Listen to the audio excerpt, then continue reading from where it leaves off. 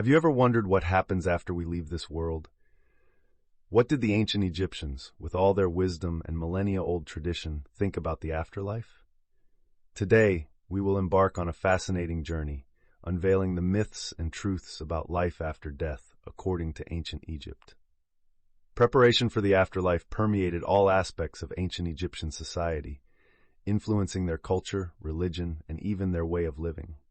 Let's unveil these hidden mysteries together. For the Egyptians, the journey of life did not end with death. On the contrary, it only began to reveal its true purpose and depth. The first thing we need to understand is that for them, existence was not seen as a simple cycle of births and deaths, but as a continuity, a passage to another phase where eternal life was a real possibility. This concept was so central that the entire Egyptian civilization was structured around it. Preparation for the afterlife began from birth. Earthly life served as preparation for the beyond, as they believed that the earthly and spiritual worlds were intrinsically connected. One of the main points we will explore concerns funeral practices and mummification, phenomena that reveal much about these deeply rooted beliefs. But after all, why mummification?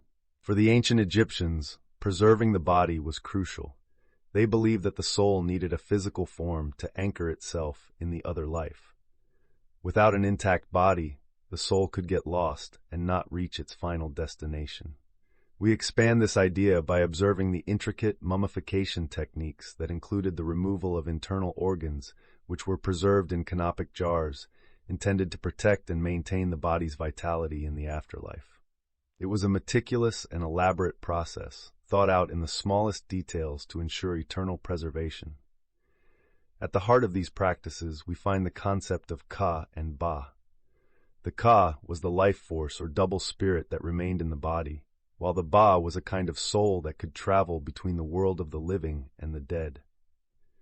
This duality added an extra dimension to the belief in life after death, suggesting a form of immortality where the individual's essence could continue to exist and interact with the world. The Ba was represented as a bird with a human head, often depicted in tombs and religious documents. Let's now imagine the most iconic aspect of Egyptian afterlife, the tombs and pyramids. It is almost impossible to dissociate Egyptian civilization from its monumental constructions that still leave us perplexed today. But what many do not know is that these magnificent structures were not just tombs, but portals to immortality. The pyramids and tombs were not just eternal dwellings, but also places of regeneration and rebirth. The interiors of these structures were decorated with scenes of offerings, gods, and rituals that ensured the deceased's safe passage to the afterlife. And we cannot forget the Book of the Dead. This is one of the most fascinating and important texts of Egyptian tradition, a true spiritual masterpiece. Called by the Egyptians themselves the Book of Coming Forth by Day, it was a collection of magical formulas, hymns, and prayers intended to guide the deceased on their journey in the afterlife. Among its pages, we find a detailed guide of the stages the spirit had to overcome to reach a state of beatitude. One of the most well-known passages is the weighing of the heart, where the heart of the deceased was weighed against the feather of Ma'at, the goddess of truth and justice. If the heart was lighter, the deceased could enter the realm of Osiris. Otherwise, it would be devoured by Ammit, the soul eater, a hybrid being that embodied the most terrifying aspects of animals. King Osiris is another central figure in Egyptian beliefs about the afterlife. Killed by his brother Seth and resurrected by his sister wife Isis, Osiris embodied the promise of eternal life. He became the ruler of the afterlife and the judge of the dead. His resurrection symbolized the victory over death, and his myth provided hope and comfort for those who feared the other side. It was believed that everyone could join Osiris in the afterlife, provided they underwent the proper rituals and were judged worthy. Within this richly symbolic context, the relationship between the living and the dead was intense and continuous. Probably here we find one of the most fascinating aspects, yet at the same time, one of the least understood by modern societies. The Egyptians believed that the dead had an active role in the lives of the living.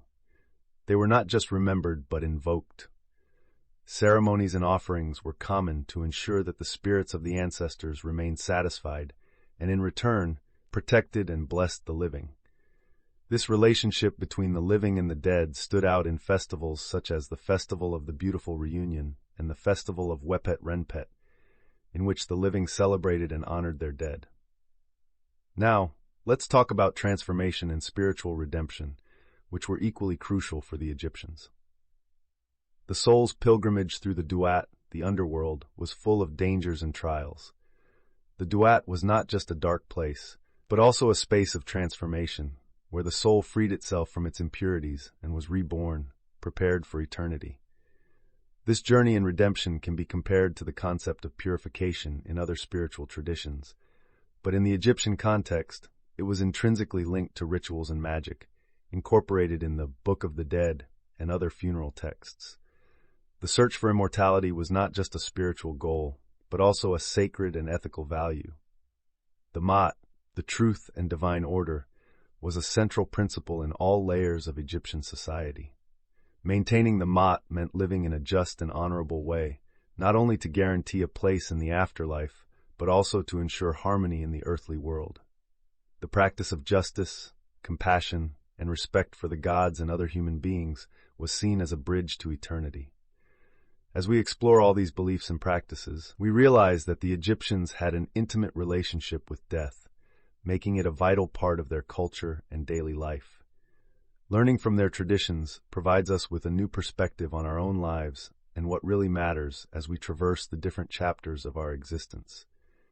In the end, our deep dive into the myths and truths about life after death, according to ancient Egypt, reveals a panorama of hope where death was not a feared end, but a transition awaited with reverence and meticulous preparation.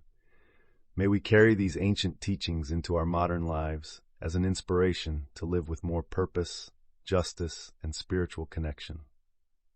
And so we conclude our journey through the hidden mysteries of ancient Egypt. If you felt touched or inspired by these stories and teachings, do not forget to reflect on how these valuable lessons can be applied in your daily life. I deeply thank each of you who accompanied me this far. May we continue exploring these ancestral knowledge together in search of enlightenment and truth.